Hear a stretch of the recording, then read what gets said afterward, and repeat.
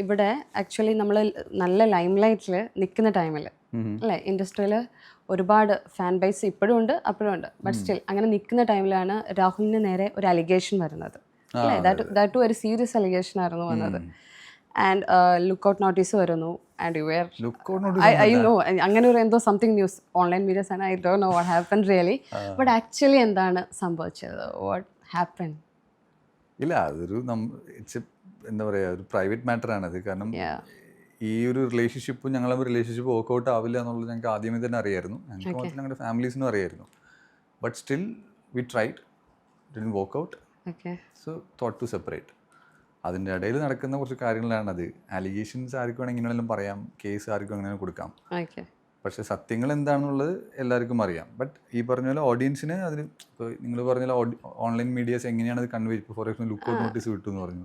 അങ്ങനെയാണ് actually I was shocked. Okay, ആ ടൈമിൽ ബിക്കോസ് ഒരുപാട് ഇഷ്ടപ്പെടുന്ന ഒരാളെ പറ്റി നമ്മളങ്ങനെ കേൾക്കുമ്പോൾ immediately will search insta, people started commenting. അതാണല്ലോ ഇപ്പോഴും കുറേ കമന്റ്സ്. ഞാൻ പറഞ്ഞു, ഞാൻ ഈ സക്സസിനോടും ഈ പറഞ്ഞ ഇങ്ങനത്തെ പ്രശ്നങ്ങളോടും അറ്റാച്ച്ഡ് അല്ല. പിന്നെ എനിക്ക് വളരെ വ്യക്തമായിട്ട് അറിയാം എന്താണ് നടന്നിരിക്കുന്നത്, അതിനുള്ള എന്താണ് ഇപ്പോൾ ഒരു കേസിൻ്റെ മേലെ വന്നാലും അതിനെന്താണ് പ്രൂഫ് ഉള്ളത്, എല്ലാവരുടെ ഉണ്ട്. ഇത് കാണിക്കേണ്ടത് കോർട്ടിലാണ്. അല്ലാതെ ഞാൻ വന്നിട്ട് എനിക്ക് അന്നേ ചിന്തിച്ചിട്ട് ഞാൻ വന്ന് ഞാൻ ഓൺലൈനിൽ സംസാരിക്കാം. ബട്ട് എന്തിനാണ് ഞാൻ ക്ലാരിഫിക്കേഷൻ കൊടുക്കുന്നത് വെച്ചു, അതിൻ്റെ ആവശ്യമില്ല.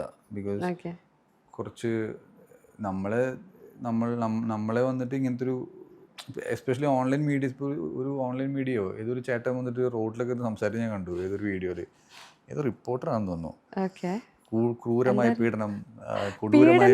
Actually allegation you know right, എന്തൊക്കെ അലിഗേഷൻസ് ആയിരുന്നു വന്നത് ഇതിനെ കുറിച്ചല്ലേ?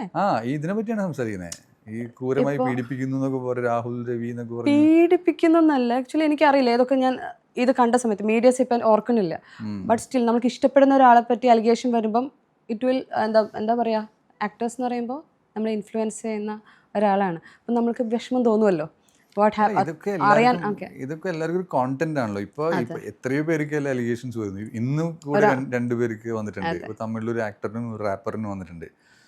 അപ്പോൾ ഇതിൻ്റെ ഒരു പാർട്ടാന്ന് വിശ്വസിക്കുന്ന ആളാണ് ഞാൻ.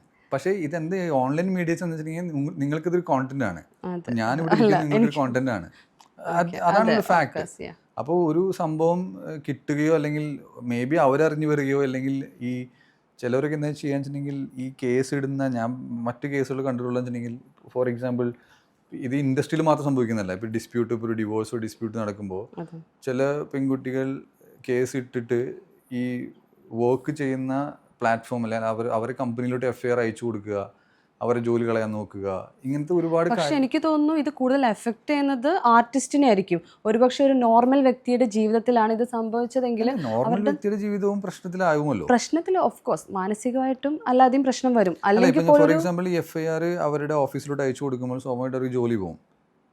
പക്ഷേ അതെയോ അങ്ങനെയൊക്കെ സംഭവിക്കും. അങ്ങനെയാണ് നടക്കുന്നത്. ഒരുപാട് നിങ്ങൾ ഈ ഒരു ഇൻഡസ്ട്രിയിലുള്ള ആൾക്കാരും മറ്റു മാത്രങ്ങൾ സംസാരിക്കുന്നുള്ളതാണ്. അതല്ലാതെ ഫോർ എക്സാമ്പിൾ ഞാൻ സാധാരണ ഒരു ഗൾഫിൽ ജോലി ചെയ്യുന്ന ഒരാളായിരുന്നു, എനിക്കാണ് എലിഗേഷൻ വന്നത്, ആരും അറിയാൻ പോകുന്നില്ല.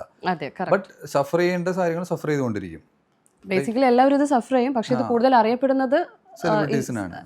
ഇതൊരു കോമൺ ഒരു വിഷയം. പക്ഷേ സെലിബ്രിറ്റീസിന് എന്താ വെച്ചിട്ടുണ്ടെങ്കിൽ അതൊരു നിങ്ങൾക്കൊരു കോണ്ടന്റ് ആണ്. ഇപ്പോൾ ഈ പറഞ്ഞ ആ സമയത്ത് ഏതൊക്കെ യൂട്യൂബ് ചാനലാണ് ഇട്ടിരിക്കുന്നത്, അവർക്ക് റവന്യൂ വന്നിട്ടുണ്ടായിരിക്കും, കുറച്ച് വ്യൂവേഴ്സ് വന്നിട്ടുണ്ടായിരിക്കും. അത് കഴിഞ്ഞാൽ അതൊരു കഴിഞ്ഞു, അടുത്ത ഇരയെ തേടി പോവുകയാണ്. മനസ്സിലായി? അപ്പോൾ അടുത്ത കോണ്ടന്റ് എന്താണ്? അപ്പോൾ ഇതിന്റെ സത്യം എന്താണ്, നുണ എന്താണ്, ഇത് നടന്നതാണോ? പക്ഷേ ഈ പറഞ്ഞ ഇതൊക്കെ ചെയ്യുമ്പോഴും ഞാൻ എന്ന് പറഞ്ഞ വ്യക്തി ഞാനിവിടെ സീരിയൽ ചെയ്തുകൊണ്ടിരിക്കുന്നുണ്ട്. അല്ല, അപ്പോഴും ഇത് കരിയറിനെ ബാധിച്ചിട്ടുണ്ടോ? അതല്ല പറഞ്ഞു, ഞാൻ ഈ എലിഗേഷൻസ് ഒക്കെ വരുമ്പോൾ ഞാൻ എൻ്റെ ആക്ടിങ് ഓൾറെഡി ഒരു സീരിയലിന്റെ ബ്രേക്കിലായിരുന്നു സമയത്ത്. പിന്നെ നമ്മുടെ ഇഷ്യൂസും കാര്യങ്ങളൊക്കെ ആയിട്ട് നടക്കുമ്പോൾ ഓഫ് കോഴ്സ് ഇത് നടക്കില്ല എന്നുള്ള കാര്യം ഉറപ്പാണ്. പിന്നെ എന്താ ചെയ്യാം, ഡിവോഴ്സ് ചെയ്യാന്ന് മാത്രമേ ഓപ്ഷൻ ഉള്ളൂ. ബട്ട് ഞാൻ ഈ അലിഗേഷൻസ് കാണുന്നുണ്ട്, കേൾക്കുന്നുണ്ട്. ഇത് ആരാണ് കൊടുക്കുന്നത്, എന്തിനാണ് കൊടുക്കുന്നത് ഒക്കെ എനിക്കറിയാം. പക്ഷെ I choose to be silent. ഇതിൻ്റെ ഒരു എക്സ്പ്ലനേഷൻ്റെ ആവശ്യമില്ല. എനിക്ക് വന്നിട്ട് ഇതിങ്ങനെ അത് നോക്കൂ, ഇത് നോക്കൂ, ഇതാണ് സംഭവിച്ചത്, ഒന്നും ആവശ്യമില്ല. എനിക്ക് എൻ്റെ സെൽഫ് റെസ്പെക്റ്റ് ആണ് ഇമ്പോർട്ടൻറ്റ്. അങ്ങനെയുള്ള ചിന്തയിൽ തന്നെ ഞാൻ ഇരിക്കുകയായിരുന്നു. ആൻഡ് ഞാനത് പ്രൂവ് ചെയ്തത് എനിക്ക് തോന്നുന്നു എൻ്റെ വർക്കിലൂടെ ആയിരിക്കും. കാരണം ഞാനൊരു ഒന്നും സംസാരിച്ചില്ല. ഞാൻ എൻ്റെ വർക്ക് എന്താണോ കിട്ടിയത് അത് പ്രോപ്പറായി ചെയ്തുകൊണ്ടിരുന്നു. ഒരു പോയിന്റിന് മേലെ ആൾക്കാർക്ക് മനസ്സിലായി ഇത് സത്യമാണോ നുണയാണോ എന്താണെന്ന് എനിക്കറിയില്ല. ഇഷ്ടമുള്ളവർക്ക് ജഡ്ജ് ചെയ്യാമെന്നുള്ള ഫ്രീഡത്തിൽ ഞാൻ വിട്ടു. ആൻഡ് ഒരുപാട് പേര് എനിക്ക് സപ്പോർട്ട് ചെയ്തു. കാരണം ഇത്രയും വലിയൊരു ഇന്റർനാഷണൽ ക്രിമിനൽ, ലുക്കൗട്ട് നോട്ടീസ് ഇട്ട ഒരു criminal is suppose to be in jail. ഞാൻ ജയിലിൻ്റെ വാതിൽ കണ്ടിട്ടില്ല, എൻ്റെ മേലെ കേസ് പോലും വന്നിട്ടില്ല.